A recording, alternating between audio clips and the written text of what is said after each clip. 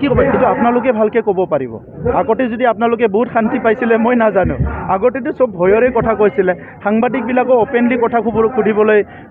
ভয় কৰিছিলে আজিতো আপোনালোকে মোক এটা তলৰ পৰা ওপৰলৈকে চুলি এডাল এডালকৈ হিচাপ কৰি আপোনালোকে প্ৰশ্ন কৰিব পাৰে আগৰ সময়তো সাংবাদিকসকলে প্ৰশ্ন কৰিবই ভয় কৰিছিলে কাৰণ কোকৰাঝাৰত সাংবাদিককো হত্যা কৰা হৈছিলে বহুত জায়গাত অপদস্থ কৰা হয়েছিল সো আজি এই পৰিবেশটো আমি বড়োলেণ্ডৰ ৩৫ লাখ জনসাধাৰণৰ বড়ো অসমীয়া আদিবাসী যিমান জনগোষ্ঠী আছে মদাহী আমাৰ বঙালী মাইনৰিটি সবৰো আশীৰ্বাদত সবৰো প্ৰেয়াৰত সবৰো মানে কি হ'ল প্ৰাৰ্থনা সবৰো আশা আজি শান্তি ঘূৰি আহিছে সংগ্ৰামীসকলে চুক্তি কৰিছে ভাৰত চৰকাৰত আমাৰ নৰেন্দ্ৰ মোদী ডাঙৰীয়া অমিত শ্বাহ ডাঙৰীয়া আছে তেখেতসকলে কথাটো বুজি পাইছে অসমত ডক্টৰ হিমন্ত বিশ্ব শৰ্মা ডাঙৰীয়াই কথাটো বুজি পালে আজি এই সকলো প্ৰয়াসত আজি বড়োলেণ্ডত শান্তি আহিছে তাত কিন্তু হাগ্ৰামা মহিলাৰী ডাঙৰীয়াৰ একো কণ্ট্ৰিবিউশ্যন নাই LPMৰ এপইণ্টমেণ্ট সোনকালে হ'বলৈ গৈ আছে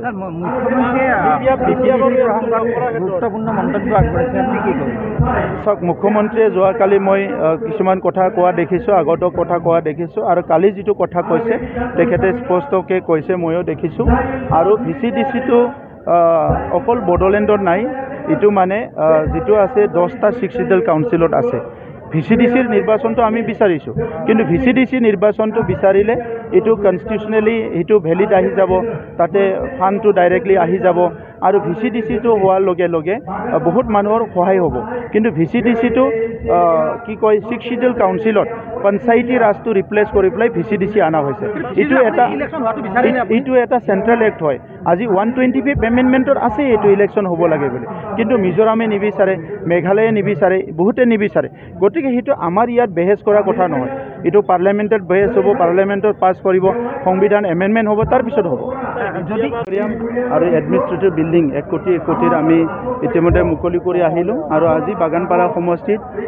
এই কেজুৱেল এৰিয়া কৰি আজি 325টা পৰিয়াল মাটিৰ পাট্টা ইয়াত প্ৰদান কৰিবলৈ আহিছোঁ স্বাধীনতাৰ পৰা এতিয়ালৈকে ইয়াত বহুত পৰিয়াল আছিলে বড়ো অসমীয়া খিলঞ্জীয়া যিবিলাক মানুহ আছে আজিলৈকে তেখেতসকলৰ নামত এক কথাও মাটি নাছিলে গতিকে 325টা পৰিয়ালক ইয়াত মাটিৰ আমি পাট্টা আজি দিবলৈ পাৰিছোঁ আৰু তেখেতসকলে আগত ভূমিহীন আছিলে আজিৰ পৰা তেখেতসকলে ভূমিৰ মালিক হ'ল সো মই তেখেতসকললৈ অভিনন্দন জনাইছোঁ আমি চৰকাৰ কৰাৰ পিছত কিছুমান চেলেঞ্জেছ আছিলে কিছুমান প্ৰত্যাহ্বান আছিলে কাৰণ আগৰ চৰকাৰবোৰে স্বাধীনতাৰ 70 বছৰে 72 বছৰে এই কামবিলাক কৰা নাছিলে আৰু আজি আমি সেইকাৰণে এটা চেলেঞ্জ হিচাপে লৈ এই কামটো কৰিছিলোঁ এতিয়ালৈকে এইবিলাক হিচাপটো আমি লোৱা নাই যোৱা মাহৰ হিচাপ 3,23,000 পৰিয়ালৰ আমি ভূমিৰ সমস্যা সমাধান কৰিলোঁ 70,000 পৰিয়াল মাটি কিনা বেচা কৰিলে ফৰেষ্ট অঞ্চলতো 42,000তকৈ বেছি পৰিয়ালে আজি মাটিৰ অধিকাৰ পাইছে এই কামবিলাক আজি আমি কৰিবলৈ সক্ষম হৈছোঁ কৈ আছে যে আপোনালোকক হাগ্ৰামা মোক 3 নম্বৰত দিয়ে না 1 নম্বৰত দিয়ে এইটো মোৰ মেটাৰ নহয় মই তেখেতসকলৰ নাম্বাৰটোলৈ মই ৰৈ নাথাকোঁ যিদিনাৰ পৰা সমাজ সেৱা কৰিবলৈ আহিছোঁ সেইদিনাৰ পৰা মই নাম্বাৰ সফল বিফলটো চোৱা নাই কিমান মানুহক সহায় কৰিব পাৰোঁ ৰাইজৰ লগত কেনেকৈ থাকিব পাৰোঁ আৰু দুখীয়া গৰীব মানুহক কিমান মৰম দিব পাৰোঁ কিমান শ্ৰদ্ধা কৰিব পাৰোঁ কিমান সহায় কৰিব পাৰোঁ সেইটোৱে মোৰ লক্ষ্য আৰু কৈছে যে মিটিঙত হাগ্ৰামাটো আৰু ঈশ্বৰৰ পৰা বৰ পোৱা মানুহ ইয়াৰ বৰষুণ দিলেও থাকিব তাত বৰষুণত যদি কিবা পৰিলেও থাকিব গতিকে হাগ্ৰামা মহিলাৰ লগত কোনে পাৰে ইয়াৰ কাৰণেতো তেখেতৰ 17 বছৰত হিংসা হৈছিলে একো হোৱা নাছিলে হিংসাও তেখেতে কৰিব পাৰে হিংসাৰ সময়তো একো নাই সো এই কথাবিলাক আজি তেখেতে যিটো কথা কয় সেইটো আপোনালোকে মোক সুধি থাকে প্ৰমোদ বড়ো হিচাপে কিবা সুধিব লগা আছে যদি সোধক কাৰণ ময়ো 5 বছৰ চৰকাৰ চলালোঁ মই ভাল কৰিছোঁ না বেয়া কৰিছোঁ এইবিলাক সোধক সো আপোনালোকে ভাবিব নালাগে যে তেখেতৰ দিনৰ কথা ক'লেতো চব ভালে ক'ব তো বেয়া আছে যদি সেইটোও সোধক কিন্তু অকল হাগ্ৰামাৰ যদি জবাব দিব লাগে ইলেকশ্যনত কেনেকৈ হ'ব 35 লাখ জনসাধাৰণৰ কাম কৰিব পাৰিছোঁ নে নাই এই গোটেই সমস্যাবিলাক হাগ্ৰামা কনফাইন হ'ব নালাগে 35 লাখ জনসাধাৰণ আৰু 26টা জনগোষ্ঠীৰ সমস্যাক লৈ পেলাই কুৱেশ্যনটো হ'ব লাগে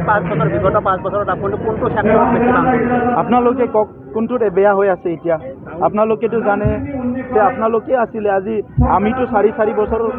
চৰকাৰ গঠন কৰিলোঁ আপোনালোকে 20 বছৰৰ পৰা ৰিপৰ্টিং কৰি আছে মইতো লগ পাই আছোঁ চ' আগৰ সময়টো কেনেকুৱা আছিলে আজিৰ সময় কেনেকুৱা আছিলে ইয়াৰ চবচে ভাল তথ্য দাঙি ধৰিব আপোনালোকে মইতো কমেই যে মই আজি 1800 স্কুল ঠিক কৰিলোঁ 1600 কিলোমিটাৰ ৰাস্তা আমাৰ দিনত হৈ গ'ল 40টা সমষ্টিত 40টা অডিটৰিয়াম 52খন অডিটৰিয়াম বনালোঁ এই গোটেই কথা আমি তথ্যটো দিব পাৰোঁ হাগ্ৰামা মহিলাৰীক সোধকচোন 17 বছৰত কেইখন স্কুল ঠিক কৰিছিলে কিমান কিলোমিটাৰ ৰাস্তা বনাইছিলে এই কথাবিলাক সোধক আপোনালোকে কিবা ক'ব পাৰে